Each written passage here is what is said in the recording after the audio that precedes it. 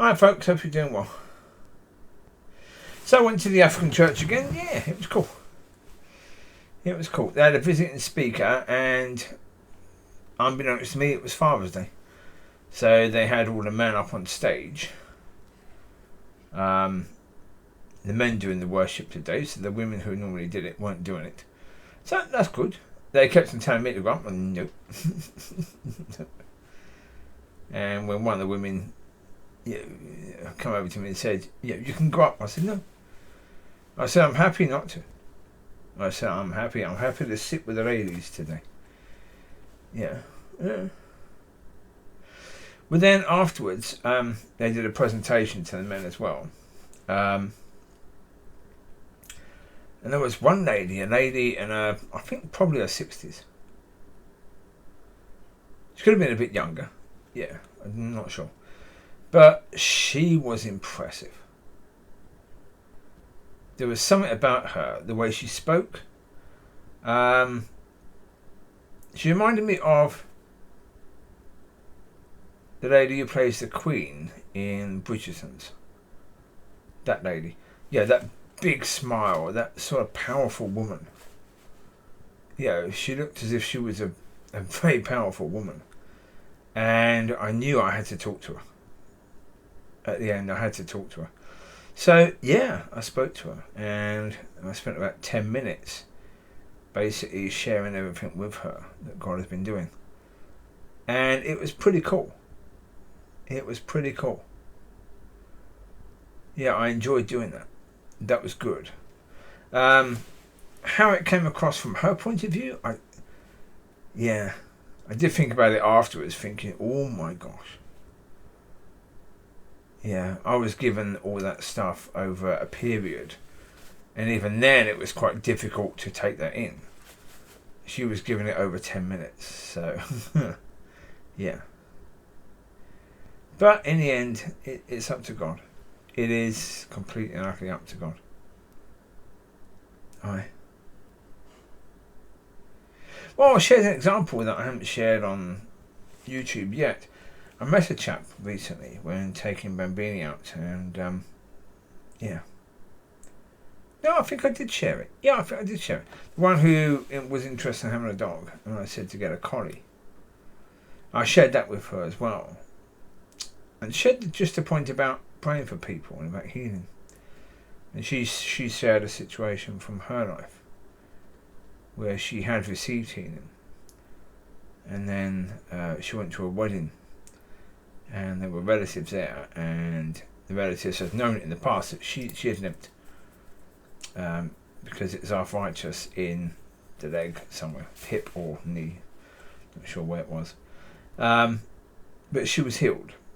And well, because she went to a service, and the leader said there's a lady who's just walked in who's got a bad leg, well, that leg has now been healed, and she had got some sort of protective stuff around it.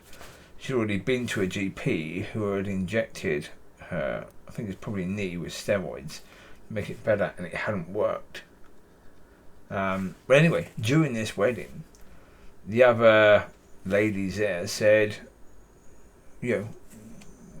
what's happened? You were limping before, now you're not. And then they were saying, hold it. Yes, of course, your husband took you to the doctor to get that jab. And she said, yeah. And when she said yeah, that pain came back. She said when she repented, when she realised that, she was healed again, and it hasn't come back since. So, yeah, that's a lesson for us to learn. But she said it's because, she gave the glory to her husband. I said, no. I said, it's because you weren't willing to stand up for God at that point in time. You were ashamed, or whether ashamed, I don't think ashamed is the word, because people don't get ashamed. You were fearful. You were fearful of how people would react to that. So you just got out of this situation in the quickest way possible. Yeah. Well, of course, telling people that God has healed you is, For some people, especially in some sort of communities, it can be a difficult thing to do. So, yeah. But yeah, that was lovely. Sometimes you just meet people and it's a lovely experience, and it was. She was a very beautiful woman. Yeah. Yeah. With a lovely soul. So I wish her well. And yes. Yeah. Don't know whether I'll see her again, because obviously I think she's probably the wife of the visiting pastor. Yeah.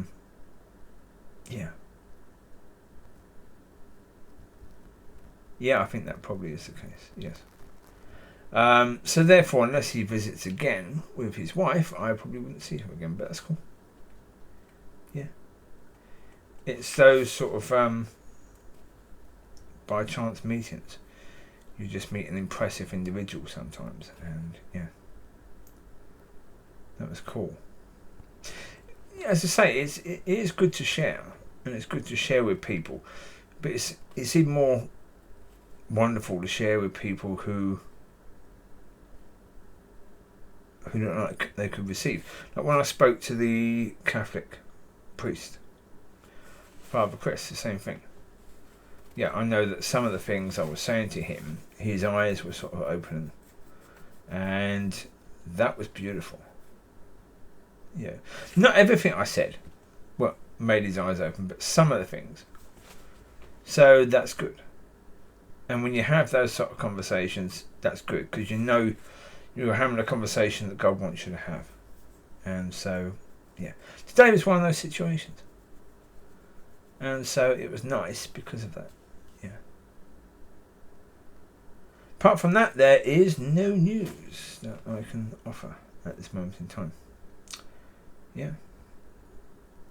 But I was saying to her about, this point where, okay, I could react and I could do things based upon my circumstances. Trust in what I see. And I said, but the problem is we have no idea as to what God might be doing in the background. And we have to always take that into consideration. And so that's why we cannot trust what we see, because, the devil wants us to fall. The devil wants us to always go to that point of, has God really said? But I've said to God, with regards to my situation, with regards to this court case, with regards to finances, with regards to all this stuff, I've said to Father repeatedly, during that time, during this whole period of time, I've said a lot to God. And we've had sort of conversations, but I know that I've said a lot of big things, but I can't remember whether God has said anything. So I can't go to the point of, has God really said? Because when that question comes, it's like, I've got no idea what you said, Father. I don't. So really, the devil can't come to me and says, has God really said?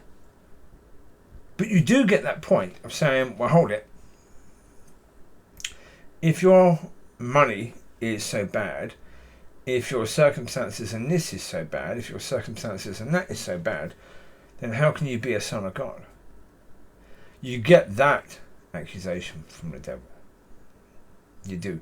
And you get that on a regular basis. Oh, yeah.